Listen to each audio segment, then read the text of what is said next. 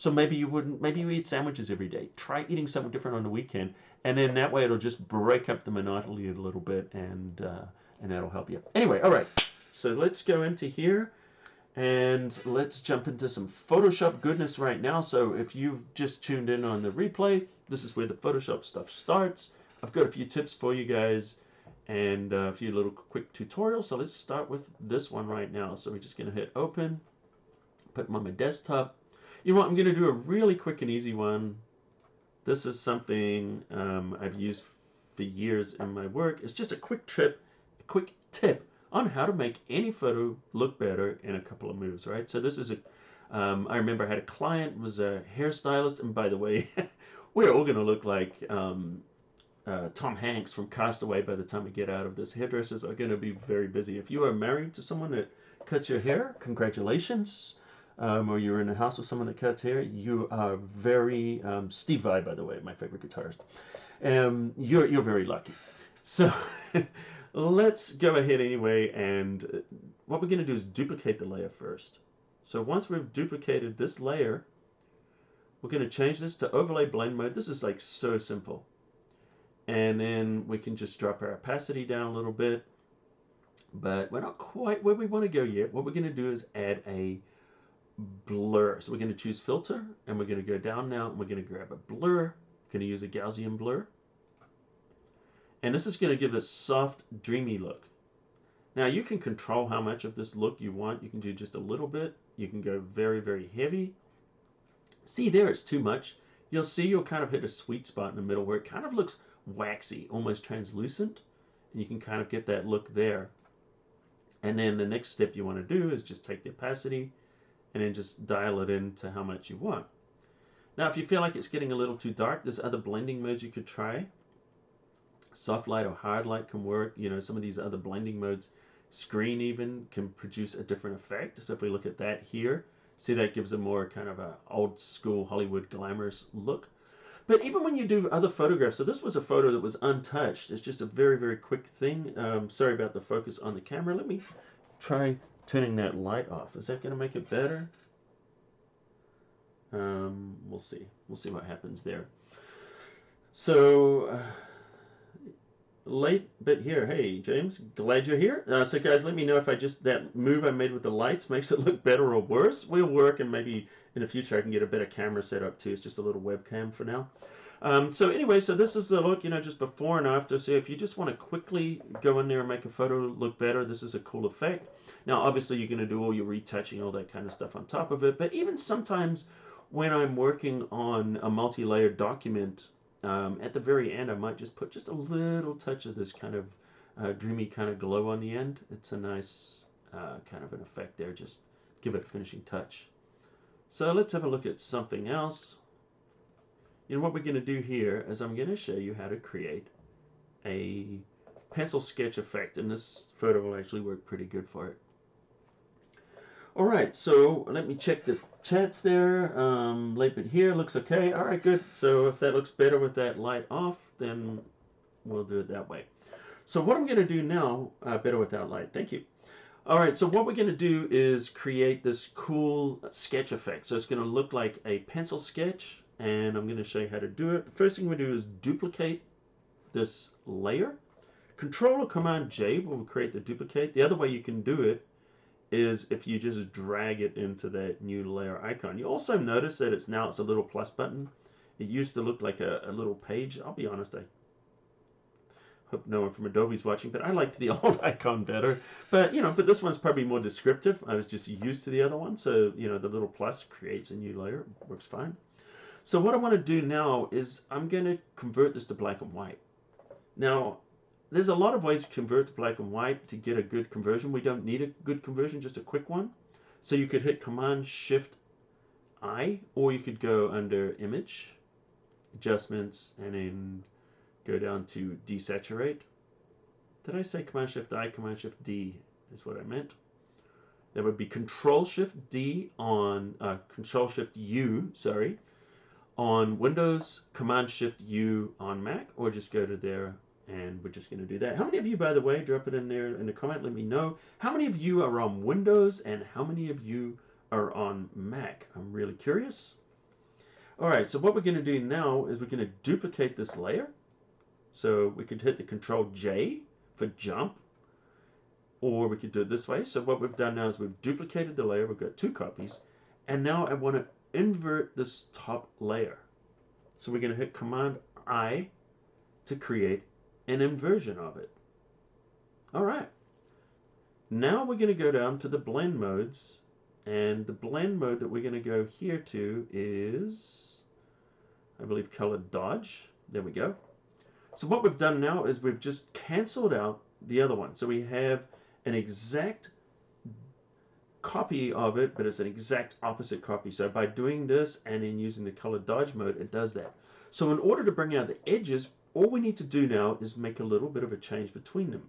Now you could do this in so many different ways, but the way I like to do it is with the blur. So we're going to choose filter, we're going to go down to blur, and we're going to use the Gaussian blur.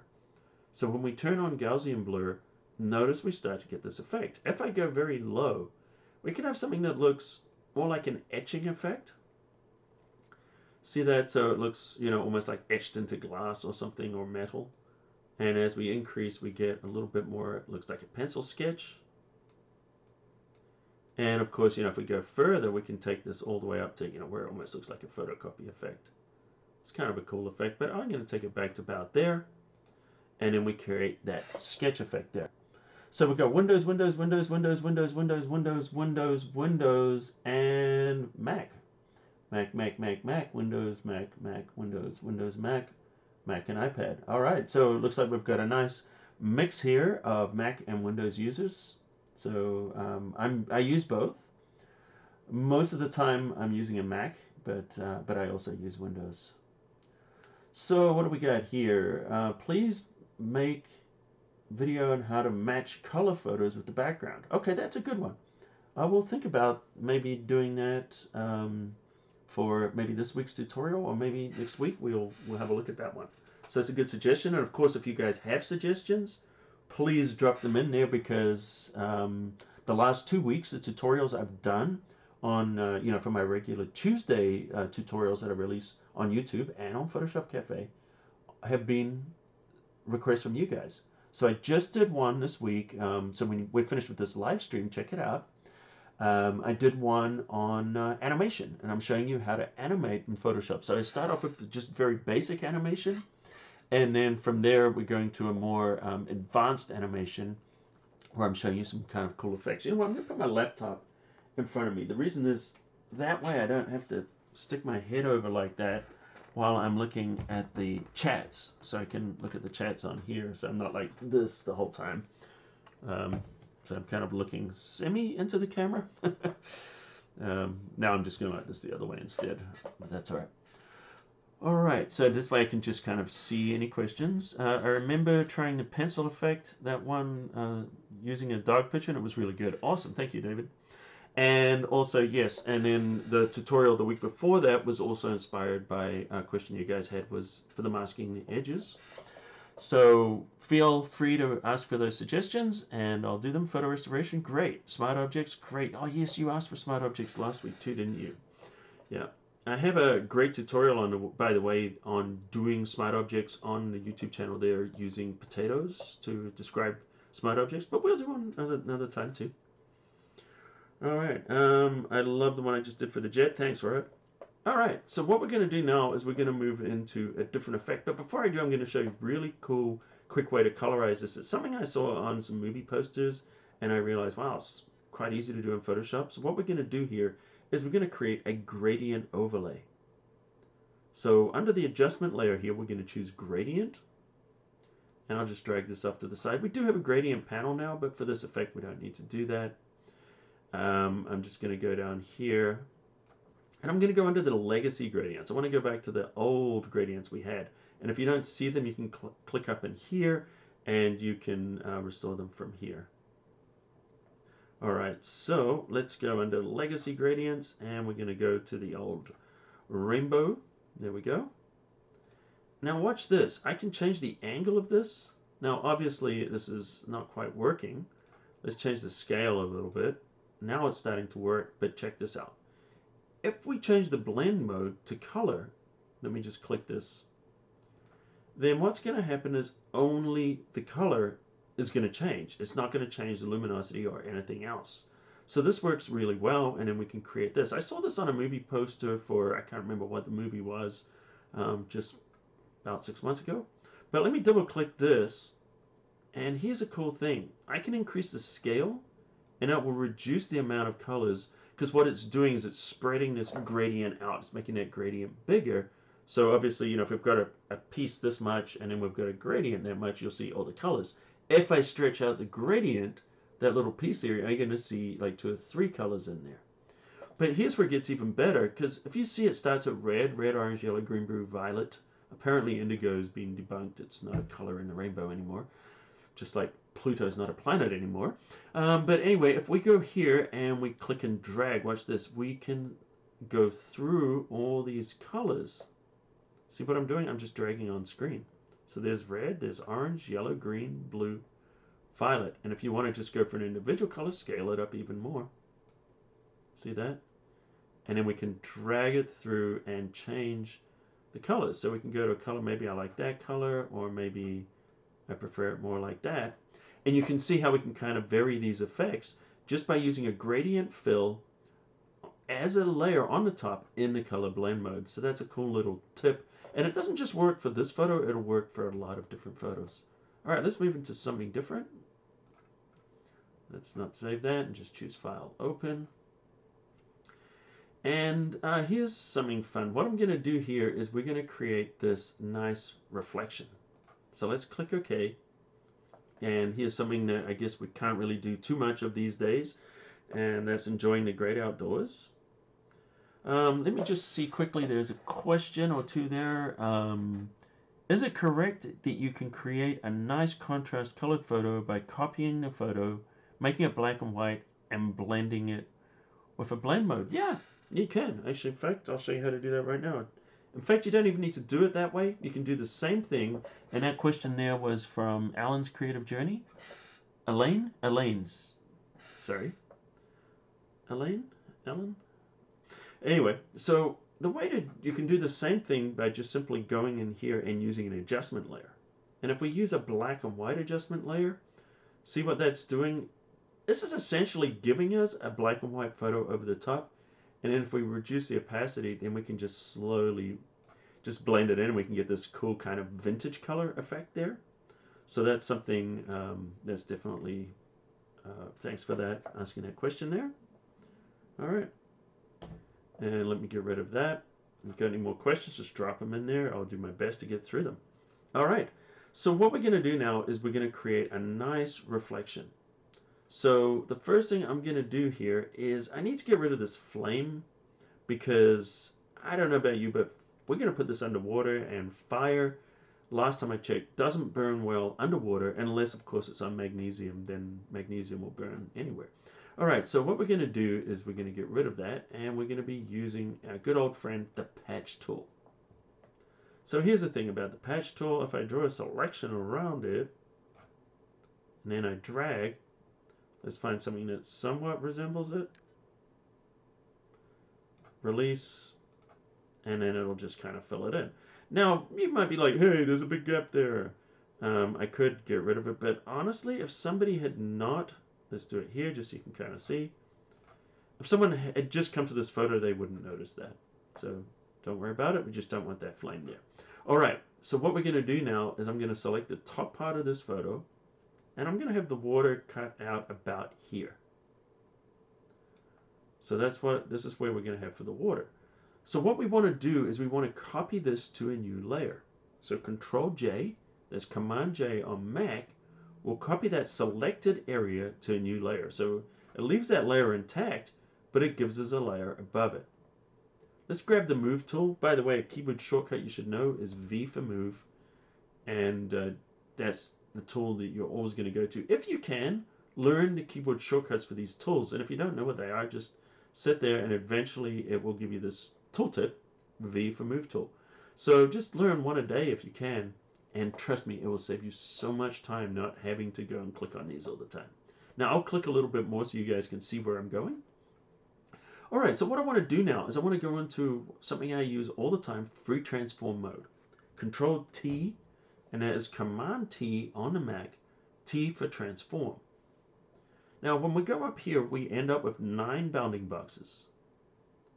Now we can do different things with these bounding boxes. We can scale these, we can rotate them if I move outside, see that? You know, we can do all this kind of stuff.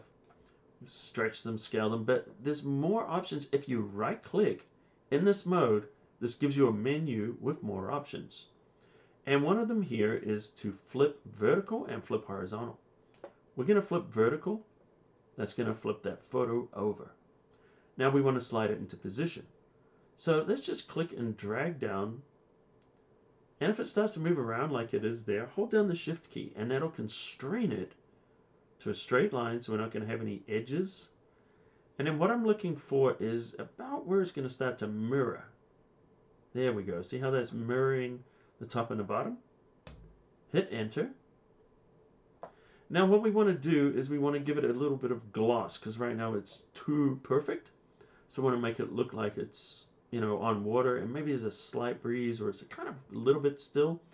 We can choose filter blur, and then under the blur menu we want to go to motion blur. Motion blur allows us to blur in a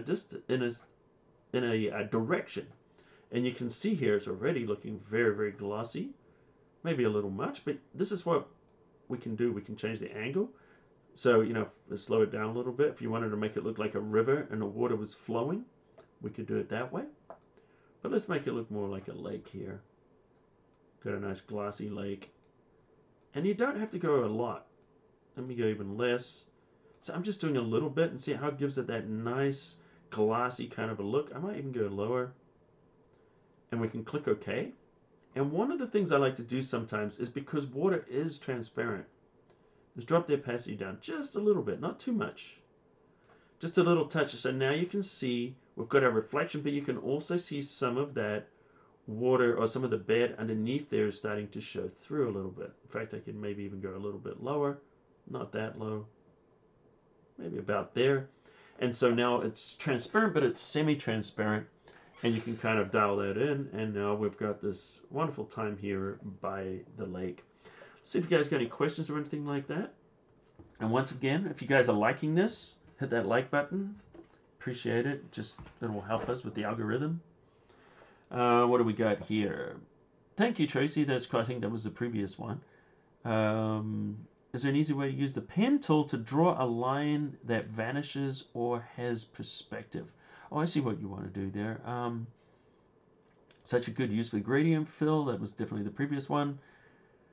Sensei, well, thank you, Elaine. Am I saying your name right? I hope so. All right. So what I want to do here is the pen tool. Yeah, the pen tool is great. I have a whole tutorial on the pen tool, and I would encourage you to check it out if you really want to learn it. But one of the things you can do with the pen tool, let me just show you right now. With the pen tool, you click and you drag, and as you click and drag, it gets, you know, you just kind of fill up that path there. So this is kind of how we work with it. Now, I think what you're asking for is, you know, we're just going to go down here and we can grab these path and direct selections. So if we grab a path selection, we can click. I always mix these two up, by the way. Okay, that's going to grab the whole thing. The direct selection tool, if I click and drag over a point, I can move this point individually. So if we wanted to, you know, make this line with the pen tool go like this, now we can just mess around with it later. Let's make sure these line up. And if I click and drag, I can do both of these at once. And see how you can kind of do that. And this is using that pen tool. So if you were using it to create a perspective grid, or you wanted to do something in perspective, you could just kind of grab it like this. And see what I'm doing here. And there's, you know, all the different ways you could do that. If you wanted to bring that closer, just select that one only, bring it down, and drag both of those so it's a vanishing point. If you wanted to create that effect, you could do it there with the pen tool. And hopefully that was useful. Yeah, the grass probably wouldn't reflect in the real world, you're right. We could definitely reflect the sky. There's different things we could do there, but you know, it's just good enough for rock and roll, right? For a quick tip. All right, so let's have a look. Let's go in here and we're going to choose File, Open. And what I'm going to do here, let me show you just a quick one, and then, yeah, we've got time to do a couple, so we're good. Okay, so what I'm going to show you with this is so typical. This is, you know, a lot of people get photos like this, where you're basically, you know, here we are, Hollywood sign, and then you're looking very dull on the screen. You know, the person's looking very dull. This happens a lot. And then what do you do if you expose for the person? Then the Hollywood sign's just going to be blown out, and then, you know, you may as well just composite yourself into the scene.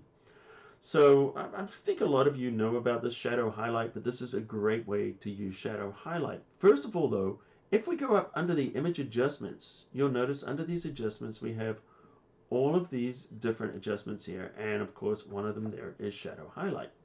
Now watch this. If you look at all of these, and if you had an amazing memory, you could memorize them all, and we went over here to our adjustment layer, you'll notice that all of them are here with the exception of two, and that's shadow highlight, and that's also HDR toning. And so here's the thing, using an adjustment layer is always better because an adjustment layer is non-destructive. Means we can go back, we can change it later. If we go up under any of these adjustments here, under image menu, they're all the same except for these two. These are going to be applied to the photo. They're going to be baked into the photo. That means that if I want to change it later, I can't. Yes, you can hit undo a few times, but if you save the document and then reopen it tomorrow, you can't. So we really want to keep it as non-destructive as possible. So then how do we do this if this is not available as an adjustment layer? Well, here's an interesting thing. If we right click on here and we convert this to a smart object, that means that any of the filters that we apply here are now going to become smart filters. So here's something that you may not have known. If we go into the adjustments, we can apply these adjustments and they work just like smart filters.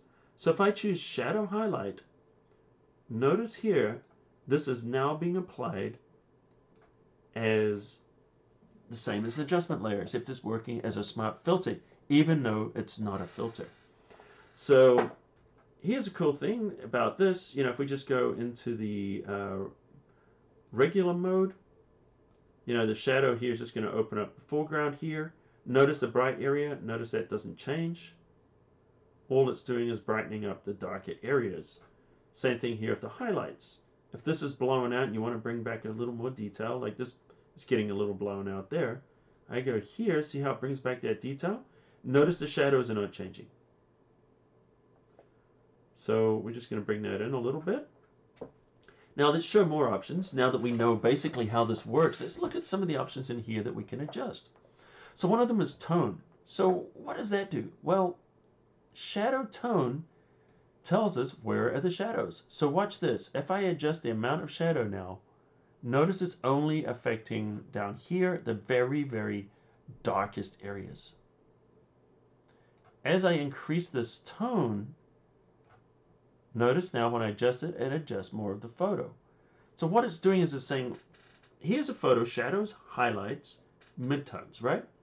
So if I have that tone very low, only the darkest shadows are going to be affected. As I increase this, it'll move up to the midtones, and all of those will be affected by that amount slider. So that just kind of tells you, you know, where do we want this to go? So I'm thinking about here, and notice now we're just brightening up the areas we want to get. Maybe go a little bit more so we can get a skin tone. Great. And the radius, this is just basically tone mapping. So just adjust it till it looks good. I know, like, if you go here, it looks weird, it looks posterized. Go here, it looks posterized. So just go where it looks good. And all it's doing is it's just remapping those underlying tones. But looks good is all we need, right? Somewhere in the middle. Sometimes very low, sometimes high. Same thing here. If we want to affect these highlight tones, now we're going into the midtones. Here we're going just to the very brightest tones. So why don't we take it to about there, play around with that tone mapping, the radius, until it looks good. I think it looks pretty good there. And that's what we want. Okay, so we've got other options here. One of the things you might notice is she's looking a little sunburned. And sometimes when you open up a shadow, what happens when you open up that shadow is it brings out colors that were not intended. So we can take this color and just drop it back just a little bit. There we go. We can lose that saturation, maybe just a little bit more. So now it's starting to look a lot more natural. No, this will not only work with a RAW file, was the question. This is actually a TIFF we're using right now, so this will work with any file. JPEG, TIFF. So here we go. So we're looking, and in fact you wouldn't use this on a RAW file because we have shadow highlight sliders inside of Camera Raw, which you would use. So this does the same as shadow highlight in Camera Raw, but it has a few more options that shadow highlight doesn't have. The shadow highlight sliders in Camera Raw, if you guys know what I mean. Same ones as in Lightroom. And then of course midtone, because we adjusted these tones in the shadows and the highlights, we can also adjust our midtone, so we can darken or brighten it. Now be careful, if you change the tone like I'm doing there, you're probably going to have to go back and fix your tone mapping. See what's happening here? Because those midtones started to look a little strange. You'd have to fix it there. But I personally like it a little bit brighter. And then there's finally these last two, black and white clip. So what this does is we've got this, and see how it kind of can start to look a little bronzed, a little bit gray. And what we want to do is just roll in the black, just to hit those dark areas and make them actual real black. So we can do this, and we can slide this along. See what I'm doing? It's a scrubby slider. So if I click and drag, I can do this. So there we go. See how it started to happen there? Now I'm going to give you a tip for this. Let me just put this back to 0. Here's a tip to move this so you don't have to click and drag a million times. Hold down the Shift key and click, and now it's going to move 10 times the speed. And see that? Now I can just roll in the blacks, and you need to give it a second to update. And then you can just kind of do it that way. Same thing with the whites. If these start to look milky and you want some pure whites in there, hold down that Shift key and see how I can roll it across and see how that brightens up the whites. Let's go all the way up there. Obviously, you don't want to go that far. And all that does is removes the milky look, gives you nice clean blacks, nice clean whites. And if we look at this, you know, this is where we were before, this is where we are afterwards. So there's a lot of things you guys can do with the shadow highlight. It's very powerful. I know a lot of people just never go into the show more options, maybe because they don't understand what these options do. Hopefully this has kind of helped you a little bit. And of course, if you like, this is where I want it, you can hit there, save that as defaults. So that means next time I open it, it's going to start with these settings that I set there. So if you have a bunch of images that are similar, then you don't have to go through and carefully dial them. You just apply, open it, and you'll have those settings by default. Plus you can save and load the presets. So if I hit save, I could call this one tourist or whatever, and it's a shush. It's not trying to shush me. It's just a shadow highlight preset. So I could do tourist, boom, and then that way if I ever want to load it in, I can load it. There's a tourist preset, load it in, and boom, it's just going to be a good starting place. Every photo is different, but there are a lot of photos that are similar, so rather than having to reinvent the wheel each time, I encourage you guys to save a lot of those presets and use them. All right, let's see what we've got here for questions. Suggest your tutorial lighting effects filter. That's a good one. That is a very good one, Bruce. I haven't used that in a while. It's a great filter. I like it. In fact, I used to do a lot of photorealistic illustration starting with that back in the day. Well, thank you, Talib. Is it Talib or Talib? Hopefully I'm not ruining your name. I'm trying to say it the best I can. Thank you for the kind words there. All right, so what do we got here? For property line for real estate. For oh, got you for doing the pen tool. Yes. Okay. So well, hopefully Skyworks that helped you. Property. Okay, I've got it. Skyworks. Duh. You're doing an aerial work, and then you want to draw the overlays over subdividing sections using the pen tool. Yep, that's a great way to use it. Hopefully that the technique I showed you back there is going to help you. What kind of drone do you have, by the way, Skyworks 360? I'd love to know. All right. So we're going to choose File, Open, and we're going to do something different here. I got your name correct. That was with the Talib, I hope. All right. What have we got here? We got a couple more that we've got time for. I'm going to do a quick one here, just a super, super quick one, and then I'm going to show you how to cut out this. Why don't I just open all of these right now so we're ready, and then we'll do something kind of cool. All right, so what I want to do is get rid of these, and I'm going to show you guys just how to just add a picture, just to add a little color effect. Now this is a really old picture. I took this a number of years ago. It was my first time I went to New York City, and actually, no, it wasn't. I apologize. It was the second time I went to New York City a number of years ago, and I always had this shot in my mind. I always had this view of New York City where it was the wet ground, the headlights of the car reflecting on there, and the steam. The steam that comes up from the subway, comes up from under the ground. It's just one of those shots, you know, and there's the steam here, of course. It's one of those scenes of New York that was just always cemented in my mind.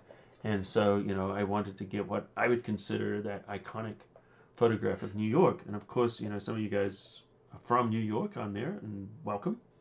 And I hope you guys are staying safe. It's kind of crazy over there right now.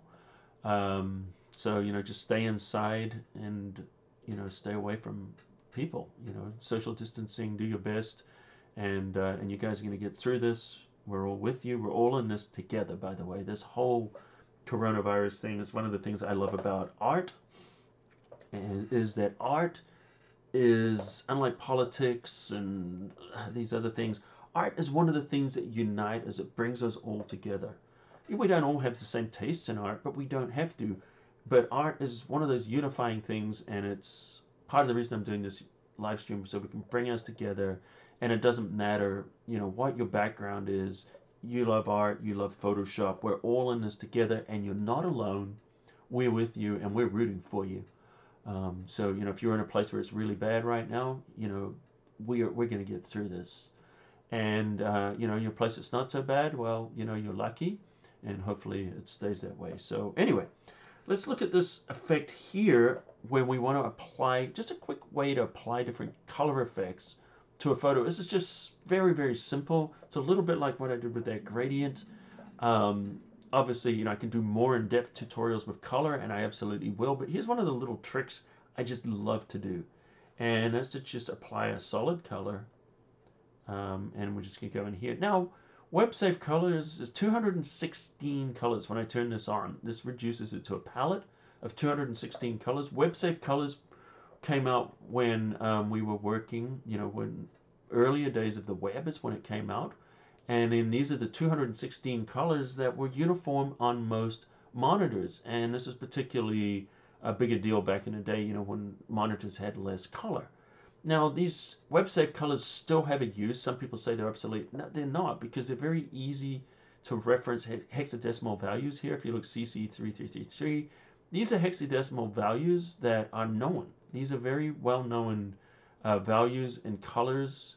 If you're looking for colors that are easily reproducible, I know here I love to use this orange, and then I also like this orange. I can find them very easily when I use these web-safe colors, and you can see the hexadecimals work in pairs there, because that's RGB values. We don't have to go into that, but that's what gives us the colors. Now, if I turn off the web-safe, it gives me more colors, but now I can get some very strange hexadecimal values. So these are not obsolete, just so you know. But right now we're going to take them off, and I'm just going to apply a little color in there. So just a little extra background there on those hexadecimals. No charge for that extra. Okay, so why don't we just go in here and just choose a yellow color. Well, it's kind of a, not quite yellow, greeny yellow. All right, so what we're going to do is kind of a pea, almost a pea color. I don't know what it looks like on your monitor. Wow, it looks orange on my other monitor. Oh, time delay. Don't worry. All right. Hey, from Bonnie, Scotland. Thank you, Buck Rogers. Buck Rogers in the was that the 21st century? All right. So let's change this now to color blend mode. And now we get this color kind of like we're looking through a gel. And I'm going to drop the opacity all the way down to 0. And now I'm going to allow your eye to calibrate to the unprocessed version. So just give it a second there. Now we're just going to increase the opacity a little bit. Just dial it in and see just a touch. I'm at 23%, and you can see how that affects that photograph significantly. Before, after. And immediately we've got a cinematic effect. Now this is a very simple way of doing it. Now here's the thing, if we click on our color, double click on here, a wonderful thing about using adjustment layers is that we can go in here and we only want to change the hue, not the amount of saturation. By the way, hue, saturation, brightness, this is 56% saturation. HSB, that's how I know this. The hue is just wherever it is on the color wheel, whatever color it is. This is the amount of saturation, which is when you go left to right. We'll do that. And brightness is up and down. Well, actually it's from here to there. Actually, this is saturation there. Brightness is up and down. And the B is brightness. It's 85% brightness. So if I just want to change the color and I want to keep in the same amount of saturation, I just move this. This is the hue slider. And now watch it update on the photo. So if I want to see, what does that look like in blue? What's a magenta look like? What's a red look like? And now I can just slide through here and I could be like, wow, I like that. It's a really nice, cool effect. And you can see how quickly and easily now I can go through and just dial the color I'm looking for. So here's a different look. Before, after, we've got a nice kind of a cooler hue, which kind of maybe fits in more of that wintry scene. Although I don't know how winter it is in New York City, because this guy would probably be wearing a big coat and a hat and a scarf, because it gets very cold there in winter. All right, I've got one more to share with you guys. Vector mask versus dodging and burning, removing a background. Found the vector was faster when edges, was having issues with dodging and burning using my past live stream product photos. Found the vector was faster with better edging. Well, you know what? I will try that and see how that goes. Generally speaking, I just do it, however I did it last week. I'll try that vector mask and let you know how that works out.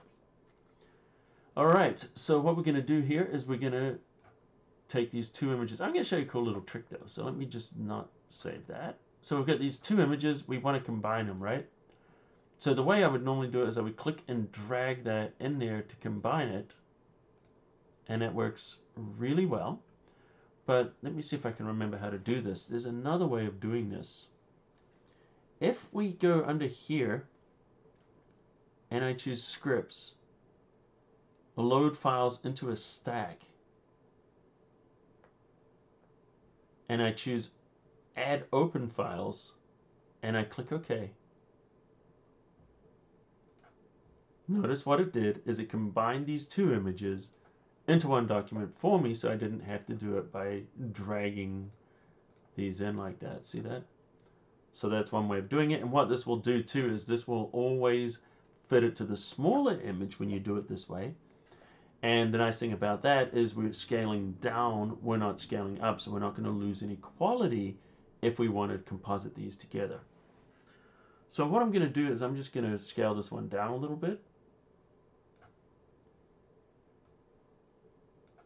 And I'm going to move it up here. And what we want to do here, and this is the last tutorial tip we're going to do here, and get your questions and answers going there, and I will answer those. Thank you there for the nice words in. Okay, let's go. What we want to do is get rid of this blue. So if we choose filter, and then under filter, no, we're not going to use filter. So we're going to use select, because everything to do with selections is under select. I'm just going to have a quick sip of water here.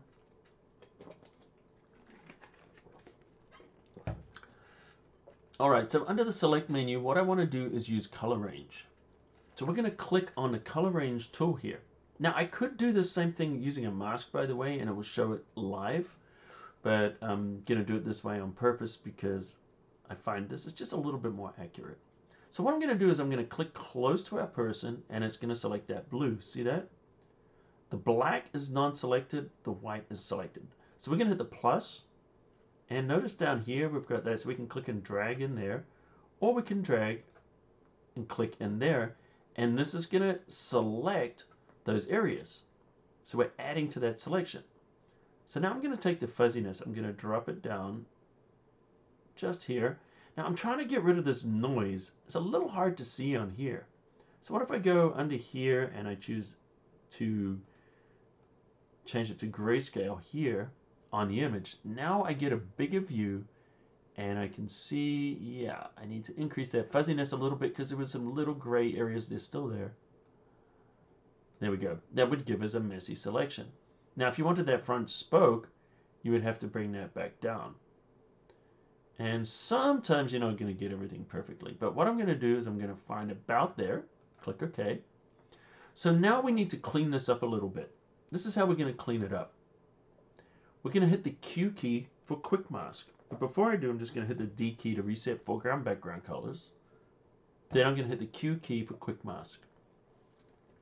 Now here we are inside of quick mask. I'm going to zoom in. And right now I'm using my Wacom tablet. If you're using a mouse, you can use that as well. I just switched to it, by the way. So this is my Wacom Intuos Pro. This is the medium sized. And let's click on here. And by the way, just a little spoiler alert, stay tuned. We're going to be giving away a Wacom tablet, not today, but very, very soon here on the channel. And also on photoshopCAFE, we'll be giving one away. All right, so what we want to do now is we just want to paint out these areas that have been over-selected. Now, sometimes it's a little hard to see in here, so what we could do is if we go under the channels, you'll notice here's the quick mask. The quick mask is a temporary alpha channel. So if I hide everything else, I can see there's a quick mask there. And I don't want to do it like that. I want to paint with black. And I can just simply just paint in there. See that? Nice and easy. And this is how we would just go through and just clean up this picture. Now, I'm generally probably going to use a harder edge brush. So it'll give me a sharper edge. Notice I didn't take it all the way to 100. I was at 94. Because you don't want to go all the way to 100 because it can look too sharp and it can look fake. And what I'm doing here, as you can see, I'm just quickly filling in these areas. I went over, so that's going to be messed up. Let me undo that. There we go.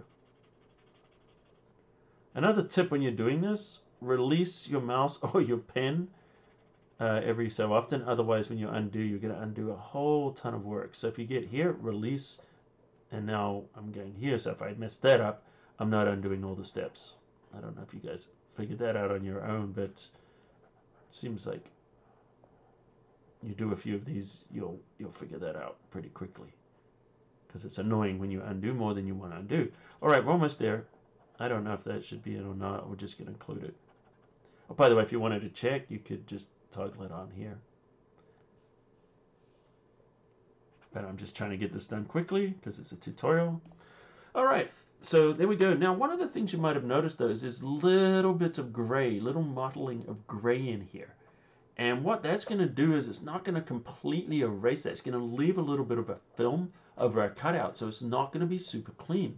So what I want to do is sharpen this up, select that quick mask, Control L for levels, and here's our shadows. Here's our highlights. We want to clean up the highlight area. Take the highlights, slide them. Notice how nice, super clean it is there. Click OK. And we can hit the Q key now. Just going back. Make sure we're in RGB. So what did the Q do? The Q toggles between quick select and a selection. So now we've got the selection. And now we just want to cut it out. So we're just going to apply a layer mask. So here's our mask. Sometimes you get it the wrong way, it gets inverted, no big deal. Command I, Control I, flips it around, and voila. Now we have a cutout. You know, he can be jumping over the river, you know, drop a shadow down here, do all those kind of things. I'd probably use a little shadow highlight on him to brighten him up a little bit. You know, and we just do tone and color correction to finish a composite. But that's essentially how we use the color range there for cutout. So we're almost out of time here, so let's have a look at a question there about the spokes. The easy thing for these spokes are super easy to fix, because what we can do here is when we're working inside of here, white is kept, black is gone, right? So that means if we paint with black, black is going to take that away. There we go. And then white, we'll paint it back in. So here's a trick. What I want to do is get a brush, make sure we're pretty hard edged on here. Let's go to 95. Could go to 100. And then I want to get this brush about the thickness of a spoke. And so you see that one there is missing. So what you're going to do is just click, hold down the shift key, click again, and it's going to draw a straight line in there. Release everything, click, hold down shift, click again, missed it. I guess the spoke's going this way. Hold down shift and then just click there. And this is essentially how you would go back, or let's grab this one. Here's one I can see. Hold down shift, click, and you can start to draw those lines in. So you could actually go back in there and draw those spokes back in by using that technique. It's a little time consuming, but you can definitely do it. And if you can't quite see what's going on here, if we go under here, we bring out these settings, take this density down a little bit. And as we take this density down, then it can kind of work like an onion skin. There we go. And now you can actually see where the spokes should go just by adjusting that mask density. And then when you see those, we could go there, hold down shift, click, and etc., etc. And then you can start to see that spoke. You can get the spokes back that way. So a little extra tip there. Okay, what do we got here as far as questions? Chest perspective. Yeah, I'll definitely think about that one. I mean, we're not going to have time today. A tutorial about perspective, but that's definitely something we consider. Rod Shelley sort of thing is my biggest challenge, especially changing a sky behind foliage such as these. Yeah, we could definitely do that. I've got a couple of tutorials. I don't know if you've seen them. I'm sure you have, on changing sky. But essentially what we're going to do is just do like we did on the motorcycle by using that color range. Because notice how these trees are very green and the sky is not. So if you were to do the color range exactly like we did with the motorcycle, and then just rewind this on the replay, and then apply that to the sky, you could actually cut out the little bits in between the trees there and just mask it out like that, and then drop in a new sky behind it. Same technique. So anyway, guys, we're just about out of time here. Do me a favor, once again, just hit that like button. Really appreciate that. And tell your friends about this. If you enjoy these weekly, this is our third time. I think this is our third time. Yeah, it's our third one. So we're getting better. I'm getting better, getting the tech figured out. First time I couldn't get it to work. Second time, couldn't get the webcam. Now we've got the webcam. We've got everything working. We'll get these smoother as we go. But during the course of this, this pandemic, we are going to be meeting once a week at 1 p.m. and at Pacific time every Thursday. So, this is a fun thing. I'm starting to look forward to doing this each week. And I hope you guys, and I'm seeing a lot of regulars, like a lot of you guys here are coming back each week. So I guess we're doing something right. And it's just nice for us to be together. And thanks, guys, for coming. Tune in next Thursday. And also, please tell your friends, and maybe next Thursday before we go live, or Wednesday, the day before, share it. Share it on Facebook and Twitter and stuff like that. And just let people know this is coming. And, we'll just build our little community here. And as for the rest of you, every Tuesday, I'm going to have a new tutorial on photoshopcafe.com. And also, you're going to see it here on YouTube. In fact, the tutorials go up here usually a couple of days early on YouTube. So if you're not a subscriber on Photoshop Cafe, hit that subscribe button there on YouTube. And if you're come here from Photoshop Cafe and you're from the newsletter, you might have wondered where that like button is. The like button's here on YouTube. So subscribe and like, and it'll just kind of help people get there. All right, so what do we got here? Next Thursday Club. I like that name too. That's a good one too. Oh, it's the same one as before, right? time slot booked in my agenda. Awesome. So don't forget, when this goes live, and I think once we finish, it takes about 30 minutes for this to go up on YouTube Live. As the replay, jump into the comment, drop that comment again, and let me know a couple of things. One of the things I want to know is, can you guys see this chat? If not, I'll screen capture it and save it to a place where you guys can go and have a look at the chat. And the other thing, of course, is what is your name for our Thursday gathering? So far, I think Thursday Club is winning. So put your best idea for what we should call this weekly gathering, and the winner is going to get a premium tutorial from photoshopCAFE of their choice. So it could be the new one I just dropped this week on actions and automation, or it could be the Photoshop 2020 for digital photographers, that big course. You can get that one, or selection secrets, or any one that you want that's on photoshopCAFE. I'll give that to the best person. And what time on Tuesday? Tuesday at 1 o'clock Pacific time. That's California. I'm here in California. Go on Google and just type in California time, 1 p.m., and that'll give you your local time. And also, if you're not subscribed to our newsletter, please join our newsletter on photoshopCAFE, and I'll also send you out a reminder, and I have a link in there you can click on that will give you a time calculator, so you can just put in where you are, and it'll show you exactly what time this live stream is. So sent you a gift, but the package came back in the mail. Oh no, I'll send you the correct postage. Oh, well, thank you, Steve. I love gifts. I don't know what it is, but thank you. Big fan of gifts, but I'm not saying everybody should give me gifts. But anyway, guys, thanks for watching. Thanks for tuning in. And I guess until next time, I'll see you at the cafe.